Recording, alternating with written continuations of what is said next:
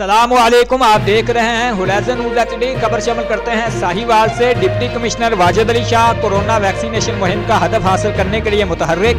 मुहिम का जायजा लेने खुद शहर के वैक्सीनेशन सेंटर्स पहुंच गए। टीचिंग अस्पताल और साहिवाल क्लब में वैक्सीनेशन के अमल का खुद जायजा लिया। 12 नवंबर तक मुकर्रर टारगेट का असूल हर सूरत यकीनी बनाने की हिदायत। डिप्टी कमिश्नर का टीचिंग अस्पताल में ट्रामा सेंटर, एमरजेंसी वार्ड समेत मुख्तलिफ शोबाजात का मुआयना।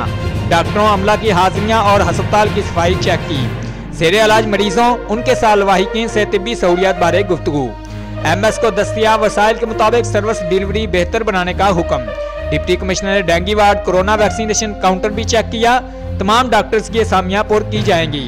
सेहत और तालीम के शोबे में बेहतरी लाने के लिए कोशा हैं डिप्टी कमिश्नर। रिपोर्ट महबूब चौधरी, सरपरस्ती आला, हुरैज़न न्यूज़ HD।